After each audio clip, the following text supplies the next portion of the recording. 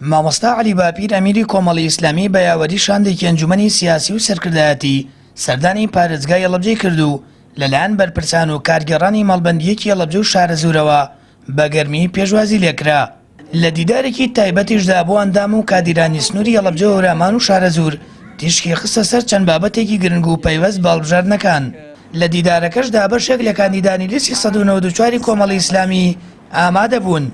لە وتێکیدا ئەمیری کۆمەڵی ئیسلامی ئاماژەی بەوەدا کۆمەڵ بەشێکە لە کار و پرۆژەی ئیسلامی کە ڕیشەیەکی قوڵ و لە مێژینەی لەگەڵ لایەنی ئیسلامەیە. وتیشی ئێمە نەک ئیسلامەتیمان پێش شەرم نییە بەڵکو شانازیشی پێوە دەکەین و دڵنیاشی نەمگە لە مسلمانەمان تەنها لە سای ئەم دینەدا ڕزگاری دەبێ. جیاوازی سەرەکی ئەوەیە کە ئێمە وەکو ئیسلامی بە ئاین و بەرنامەی خوای پەروەردگارمان شەرم نییە بەڵکو شانازی پێوە دەکەین. ئێمە ئەو ئاین و شەریعەتە کە خوا ناردوویەتی سوبحانە وتەعالە لە ئادەمەوە تا خاتەم هەمویان ئەو شەریعەتەیان هێناوە کە ناوی ئیسلامە. ئیسلام وشەیەکی عەرەبیە لەسەر کێشی ئیفعال واتە چوونە نێو ئاشتی و سەلامەتی. ئەو ئاینەی ئێمە هەر کەسێک دەستی پێوە بگرێەوە پەیڕەوی لێ بکە لەگەڵ خوای پەروەردگاردا دەکەوێتە حاڵەتی ئاشتی. لە دیدارە تایبەتەکەیدا لەگەڵ ئەندامانی سنووری هەڵەبجە و هەورامان و شارەزور ئەمیری کۆمەڵ جەختی لەوە کردەوە نابێت مسلمان بوونمان ناوی بێناوە ڕۆک بێ، دەبێت بە واقعی لە ئەخلاق و ئاکارماندا ڕەنگ بداتەوە. نابێ مسلمانەتی ئێمە ناوی بێنێوە ڕۆک بێ، شیعاری بێکردار بێ، ناونیشانی بێکاکڵ بێ. ئێمە چین مسلمانین؟ مسلمانەتەکە لەکوێدایە؟ دەبێ هەم لە ئیمان و عەقیدەتدا هەم لە عیبادەت لە ڕەوشت و ئاکار کە تا کەڵی دەگرێ، هەم لەو ئاداب و ڕەوشتانەی کە لە خێزاندا بەرجەستە دەبن، هەم لەو ئاداب و هەڵس و کەوتانی کە لە کۆمەڵگادا بەرجەستە دەبن، و هەم لە ژیانی سیاسی و ئابووری و کۆمەڵایەتیدا کە کۆی کۆمەڵگا بەڕێوەی دەبا دەبێ ئەو ئیسلامەتی لە هەموویدا بەرجەستە ببێ. لە تەوەرەیەکی دیکەدا مامۆستا عەلی باپیر تیشکی خستە سەر نیگەرانیەکانی کۆمەڵی ئیسلامی و ڕایگەیاند ئەوەی لێ نیگەرانن زوڵمە، ڕوبەڕووبوونەوەشی کاری پێغەمبەران بووە، بۆیە بارکی خۆمانی دەزانین ڕوبەڕووی ببینەوە. ئێمە لێرەوە ئینطلاق دەکەین، بۆیە لەگەڵ هیچ کەسدا هیچ کێشەیەکمان نییە، کێشەی شەخسی، کێشەی دەرونی، کێشەی حیزبی، کێشەی بەرژەوەندی تایبەتمان نییە. ئێمە کێشەمان لەگەڵ زوڵمە، لەگەڵ کوفرە، لەگەڵ خراپەیە، لەگەڵ فەسادە. پێغەمبەران وا بوون عەلەیهیمو سەڵات وەسەلام.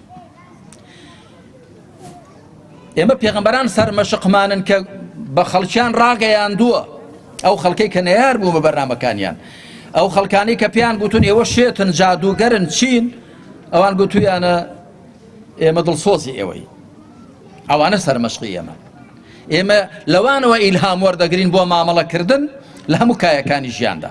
ئەمیری کۆمەڵ لەبارەی هەڵوێستەکانی حیزبەکەی دەڵێت هەوراز و نیشێوی زۆرمان بینیوە و هەر هەڵوێستێکمانە بووە بە ئاسانی تێنەپەڕیوە، بەڵکو هەڕەشەمان لەسەر بوو تەماح خراوەتە بەردەممان، بەڵام نە هەڕەشە دەمان ترسێنێ و نە تەماح دەمان خلیسکێنێ. هەر هەڵوێستێکمان نواندووە ئەوە هەروە بە ئاسانی تێنەپەڕیوە.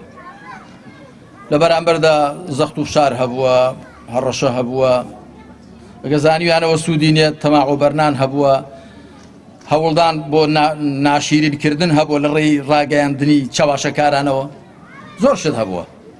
بەڵام بەڕاستی ئێمە لەبەرەوە کە لە ڕقی هیچ کەس نەبووە هەڵوێستەمان نواندووە و لە خۆشەویستی هیچ کەسیش نەبووە، بەڵکو لەبەرەوە بکە ئەو ئامان بە پێمان وابوو ئەو هەڵوێستە بەوە خوا لێمان ڕازی دەبێ، پاداشتمان دەست دەکەوێ و بەوە کۆمەلگاکەمان بەختەوەر دەبێ.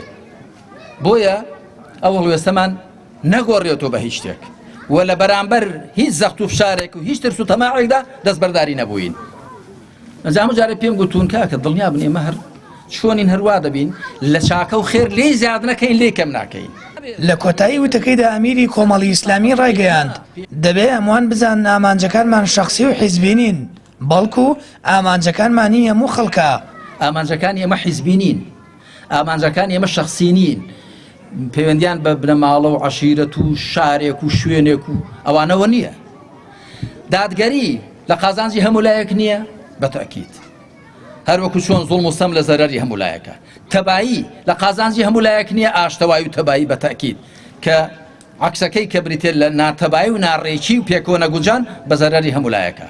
وەڵاهی من بە شخصی خۆم ئەوەندی بەلامەوە گرنگە کە ئەو خەڵکە لەو زیلەت و کۆیلایەتیە دەرباسکەین بهێنینە دەرێ، هەست بە حورمەتی خۆی بکە، هەست بە ڕێز و مرۆڤایەتی خۆی بکە و هەست بۆ بکە کە تەنیا بەندەی خوایە و کۆیلەی کەسی دیکە نییە.